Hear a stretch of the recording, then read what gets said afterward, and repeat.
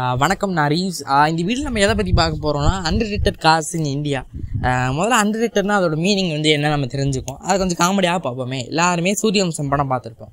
தேட்டரில் இல்லாட்டினாலுமே சன் டிவியில் ஒரு 1000 தடவை போட்டு தேய்ச்சிருப்பாங்க. நம்ம அதை பார்த்துருப்போம்னு வச்சுக்கோங்க. அதில் 2 சரத்குமார் இருப்பாங்க. ஒன்று அப்பா சரத்குமார், இன்னொன்று பையன் சரத்குமார். அந்த பையன் சரத்குமார் உலகமாக நல்லவனாக இருப்பான், ஆனால் அவனை யாருமே கண்டுக்க மாட்டாங்க. அதே மாதிரி தான் அண்டர்ரேட்டட் காசுமே. அந்த எல்லாரும் இருக்காங்க. என்னங்க சின்ராசு என்ற குடும்பத்துல எல்லாரும் வந்தாச்சு, சீக்கிரம் எடு. அந்த கார் நல்ல கார் தான். பட் அது சேல்ஸ் அந்த அளவுக்கு ரீச் ஆயிருக்காருனால பிராண்டுமே கொஞ்சம் ஃபியூ இயர்ஸ்ல டிஸ்கண்டினியூ பண்ணிடுவாங்க. அது நல்ல காராக இருந்தாலுமே கண்டுபிடிப்போம்.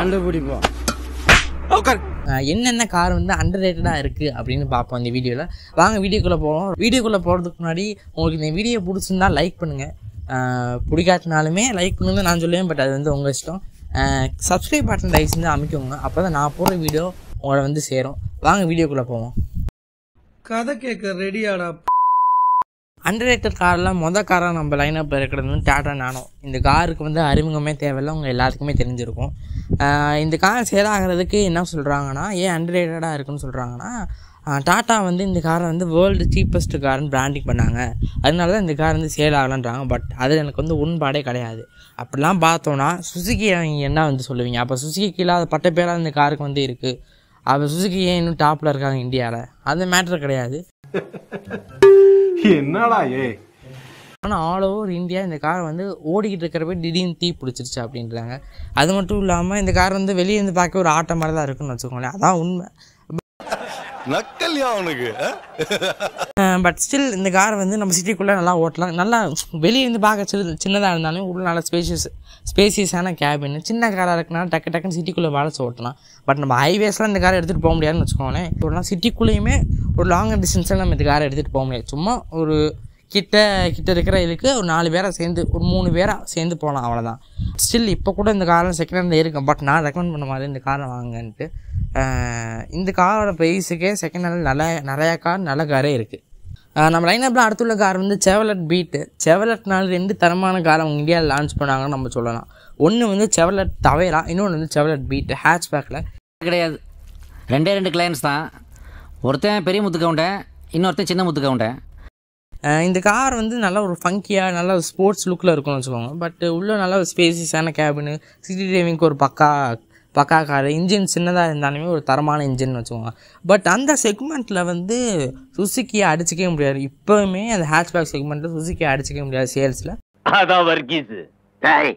பட் என்னன்னா அந்த செக்மெண்ட்டில் நிறையா கார் பையர்ஸ் பெட்ரோல் தான் விரும்புவாங்க. பட் இந்த கார் பெட்ரோல் வேரியண்ட் அந்தளவுக்கு நல்லா இல்லை, நிறைய பேர் நல்லா இல்லைன்னு சொன்னாங்க. டீசல் வேரியண்ட் பயங்கரமாக இருந்துச்சு.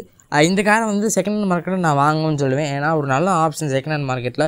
ஒரு ஃபஸ்ட் டைம் கார் பையராக இருந்தீங்கன்னா, இப்போ தான் நான் ஓட்டி பழக போகிறேன்னீங்கன்னா செவலட் பீட் ஒரு நல்ல ஆப்ஷனாக இருக்கும். நம்ம லைனப்பில் அடுத்துள்ள கார் ஸ்கோடா ஃபேபியோ. அந்த கார் ஒரு தரமான, அது மட்டும் இல்லாமல் மோஸ்ட் அண்டர்ரேட்டட் கார்னு சொல்லுவேன்.